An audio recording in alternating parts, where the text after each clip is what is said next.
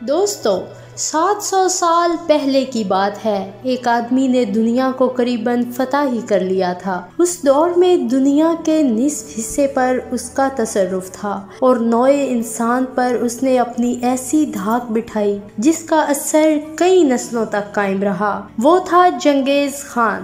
وہ ایک ایسا فاتح تھا، وہ فتح کے راستے پر چلتا تو اپنے راستے میں آنے والے ہر شہر کو مٹا دیتا اور دریاؤں کا رخ بدل کے رکھ دیتا تھا۔ 8 فروری 1217 کو اس کے بیٹے طلوئی کے گھر ایک بچے نے جنم لیا جس کا نام ہلاکو خان رکھا گیا۔ ہلاکو خان کا مطلب ہے حد سے بڑھا ہوا۔ ہلاکو خان نے پھر ساری زندگی اپنے اس نام کی خوب لاج نبھائی اور جو بھی کیا، جو ظلم زیادتی بھی کی، وہ حد سے بڑھ کر ہی کی۔ بچپن سے ہی اس کی طبیعت بہت شفاف تھی۔ وہ صرف 9 سال کا تھا جب اس نے پہلا شکار کیا تو چنگیز خان نے اپنے پوتے کی انگلی پکڑ کر کاٹی اور اس کا خون شکار کے خون میں شامل کر دیا، جو کہ منگولوں میں رسم تھی۔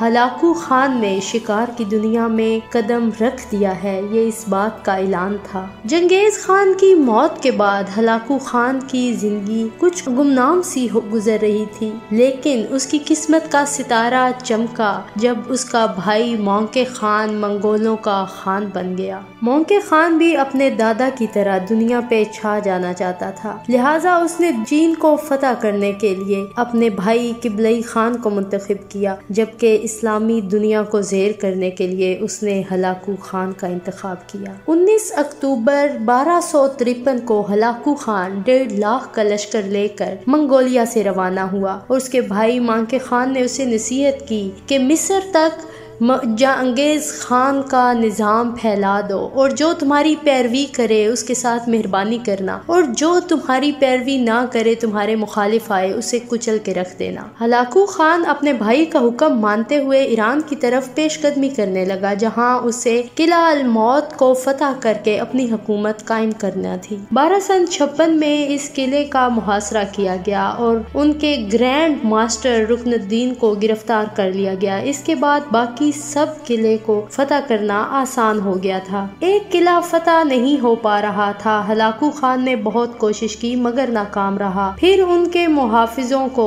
رشوت دے کر اس قلعے کو بھی فتح کر لیا گیا۔ ہلاکو خان نے ظلم کا بازار گرم کر دیا اور گرفتار کیے گئے تمام انسانوں کو بے دردی سے قتل کر دیا گیا، جن کی تعداد 1 لاکھ بنتی ہے۔ قلعے میں موجود تمام کتابوں کو جلا دیا گیا اور وہاں سے ایک آدمی برآمد ہوا جس کا نام نصیر الدین توسی تھا، جو ماہر فلکیات تھا اور وہاں قید تھا۔ ہلاکو خان نے اسے اپنے پاس ملازمت پہ رکھ لیا۔ رکن الدین کو منگول ریاست بھیج دیا گیا اور جہاں اس کا قتل کر دیا گیا۔ ہلاکو خان اس جنگ میں کامیاب رہا۔ اب ہلاکو خان نے ہمدان کا رخ کیا اور ہمدان کو ہی اپنی بیس بنا لیا۔ مونکے خان نے جاتے ہوئے ہلاکو خان کو نصیحت کی تھی کہ بغداد پر حملہ اس وقت تک نہ کرنا جب تک خلیفہ مستعصم باللہ منگولوں کی اطاعت سے انکار نہ کر دے۔ منگولوں کی فوج میں بہت سے لوگ عیسائی تھے جو بغداد کی تباہی چاہتے تھے۔ ہلاکو خان کی بیگم بھی عیسائی تھی۔ یہ عیسائی سب مسلمانوں سے بہت نفرت کرتے تھے اور وہ چاہتے تھے کہ بغداد کو تباہ کر دیا جائے۔ یہ سب لوگ اسے بغداد کی تباہی پر اکسا رہے تھے، جبکہ ہلاکو خان اپنے بھائی کی نصیحت کی وجہ سے ابھی خاموش تھا۔ 1257 میں ہلاکو خان نے مستعصم باللہ کو خط لکھا کہ تمہیں علم ہو گیا ہوگا منگولوں نے لوگوں کو کیسی سزائیں دی ہیں۔ ہماری نفرت سے بچنا ہے تو اپنی حفاظتی بند بھی ختم کر دو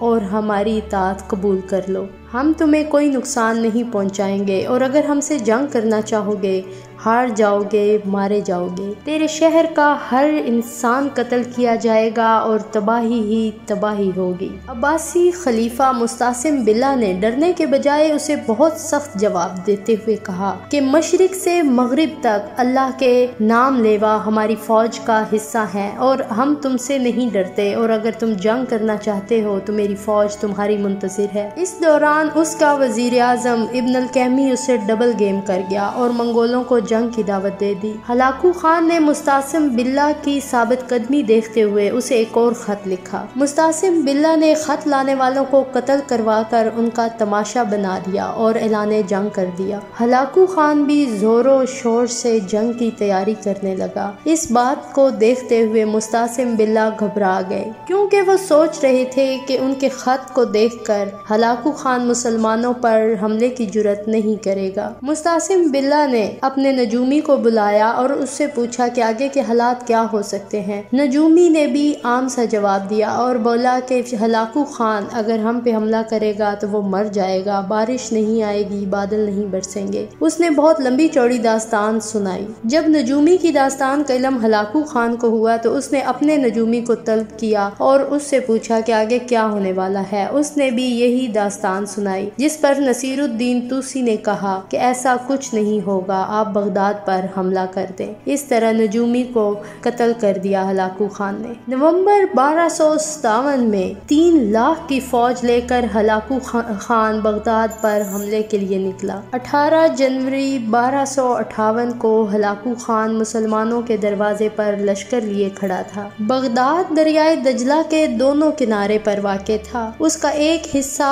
سیلابوں سے تباہ حال تھا، جبکہ اس کا ایک حصہ بہت ہی خوشحال تھا۔ خوشحال حصے کے گرد حفاظتی دیوار بھی موجود تھی، جو کہ زیادہ مضبوط نہ تھی۔ منگولوں نے خوشحال حصے کی طرف پر حملہ کر دیا۔ منگولوں اور عباسی خلیفہ کے درمیان شدید لڑائی ہوئی۔ 28 جنوری سے لے کر 4 فروری تک مسلسل پتھر اور بارود کی برسات ہوتی رہی۔ منگول قلعے کی حفاظتی دیواروں پر قبضہ کرنے میں منگول کامیاب ہو گئے۔ ہلاکو خان نے قلعہ فتح کیا اور شاہی نجومی، جس نے بولا تھا کہ ہلاکو خان اگر قلعہ فتح کرے گا تو مر جائے گا، اسے ہلاکو خان نے قتل کروا دیا۔ خلیفہ کو قیدی بنا کر فوجیوں کو قتل کر دیا گیا۔ ہلاکو خان کی فوج بغداد کے شہر میں داخل ہوئی۔ بغداد کے شہر کی آبادی 20 لاکھ تھی، جہاں 15 لاکھ انسانوں کا قتل کیا گیا۔ اس کی فوج کو اجازت تھی کہ وہ جس کی چاہیں عزت لوٹیں اور جس کو چاہیں قتل کر دیں۔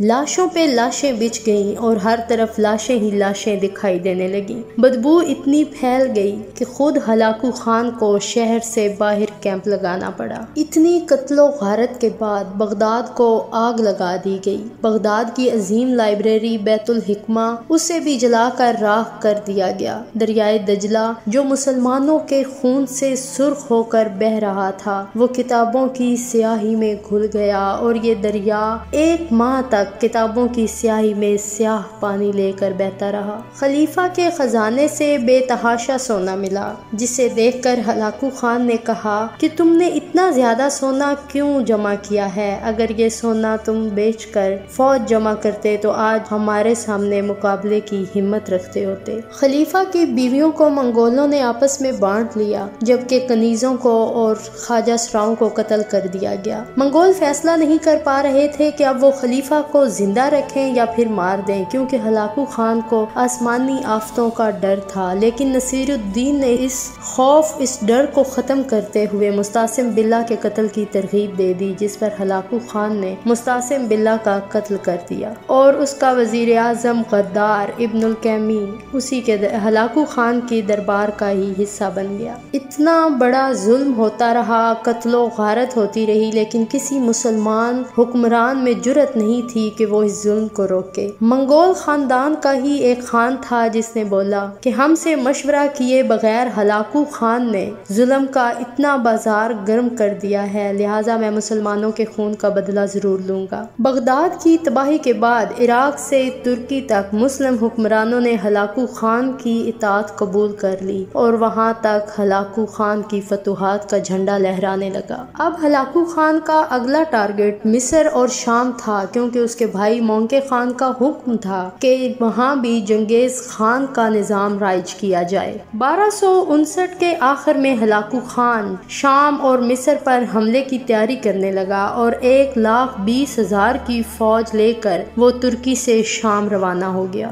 ہلاکو خان نے دمشق میں ناصر الدین کو شکست دے کر شام پر بھی قبضہ کر لیا۔ اس طرح وہ شام پر فتح پانے میں بھی کامیاب رہا، مگر ہلاکو نہیں جانتا تھا کہ اب اس کے ستارے گردش میں آ چکے ہیں۔ وہ آگے بڑھتا ہوا جب غزہ کے مقام پر پہنچا تو وہاں ایک ایسی خبر اسے ملی جس نے اسے ہلا کے رکھ دیا۔ غزہ کے مقام پر اسے پتا چلا کہ اس کا بھائی مونکے خان چین میں قتل ہو چکا ہے اور اس کے بھائی قبلئی خان اور عریق خان کے درمیان جانشینی کی جنگ چھڑ چکی ہے۔ لہٰذا ہلاکو خان اس پریشانی میں اپنی آدھی فوج کو غزہ کے مقام پر چھوڑ کر واپس آذربائیجان چلا گیا۔ ہلاکو خان اپنے بھائی قبلائی خان کی حمایت کر رہا تھا، جبکہ دوسری طرف اسے اپنے سوتیلے چچا زاد بھائی برکے خان کا بھی ڈر تھا کہ کہیں وہ ان میں دخل اندازی نہ کرے، کیونکہ وہ اس کے دوسرے بھائی عریق خان کی حمایت کر رہا تھا۔ اس دوران ہلاکو خان شام سے غیر حاضر ہو گیا اور اس کی یہ غیر حاضری منگولوں کو بہت مہنگی پڑی۔ عارضی طور پر تو ہلاکو خان چپ تھا، مگر مصر کی فتح کی خواہش اس کے اندر ختم نہیں ہو رہی تھی۔ اس نے اپنے سفیر مملوک سلطنت کی طرف بھیجے کہ وہ اس کی اطاعت قبول کر لیں۔ سیف الدین مملوک سلطنت کا بادشاہ اگرچہ بوڑھا تھا مگر بہت بہادر تھا۔ اس نے سفیروں کو قتل کروا دیا اور اعلان جنگ کر دیا۔ ہلاکو خان ابھی اپنے بھائیوں کی وجہ سے آذربائیجان نہیں چھوڑ سکتا تھا، سو سیف الدین نے اس بات کا فائدہ اٹھاتے ہوئے جنگ میں پہل کر دی۔ 1260 میں سیف الدین نے منگولوں کے اڈے پر حملہ کر کے اسے تباہ کر دیا۔ اسی خبر نے شام میں بھی بغاوت شروع ہو گئی۔ منگولوں کے خلاف یہ بغاوت منگولوں کو پسند نہیں تھی، لہٰذا انہوں نے اس بغاوت کو بھی کچل ڈالا اور حالات پر قابو پا لیا۔ اب عیسائی بھی سیف الدین کا ساتھ دے رہے تھے اور اسے تمام تر سہولتیں فراہم کر رہے تھے۔ مملوک فوج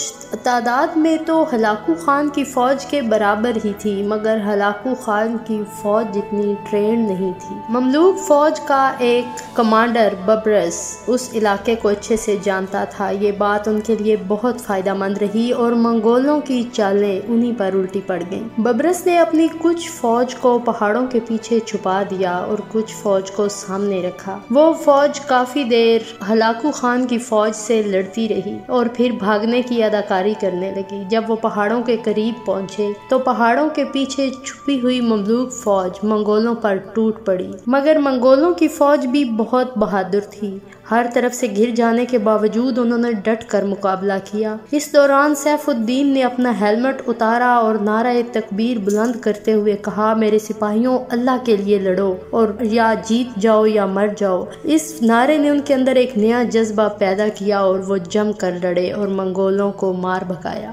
اس دوران ہلاکو خان کا ایک اہم کمانڈر کیت بوک کا کمانڈر قتل ہو گیا۔ منگول بھاگ کھڑے ہوئے۔ یہ سن کر ہلاکو خان کو غصے میں لال پیلا ہو گیا۔ غصے میں اس نے شام پر حملہ کر کے بہت سے مسلمانوں کو قتل کر دیا، لیکن یہاں بھی منگولوں کو مسلمانوں سے شکست ہو گئی۔ شام مملوکوں کے قبضے میں چلا گیا۔ اب یہاں بات آتی ہے ان کے چچا زاد بھائی برکے خان کی۔ برکے خان وہ منگول تھا جو اسلام قبول کر چکا تھا۔ یہ وہی منگول تھا جس نے مسلمانوں کے خون کا بدلہ لینے کا سوچا تھا۔ منگولیا میں اس کے بھائی اور ادھر برکے خان اور ہلاکو خان کی جنگ شروع ہو گئی۔ اب ہلاکو خان فوج لے کر برکے خان کی سلطنت میں داخل ہو گیا۔ برکے خان بھی فوج لے کر منگولوں سے لڑنے لگا۔ اب یہ لڑائی تھی دو منگول خاندانوں کے درمیان لڑائی۔ دو منگول خان آپس میں لڑ رہے تھے۔ پہلے ہلاکو خان کو شکست ہوئی، مگر باقی دو حملوں میں اس نے برکے خان کو پیچھے ہٹنے پر مجبور کر دیا۔ اب ہلاکو خان کو لگ رہا تھا کہ وہ جنگ جیت چکا ہے۔ یہ جنگ برف سے ڈھکے ایک دریا کے پاس ہوئی۔ جب برکے خان کا پیچھا کرتے ہوئے ہلاکو خان کی فوج آگے بڑھی اور دریا پار کیا تو وہاں پہ کیمپ لگا لیے۔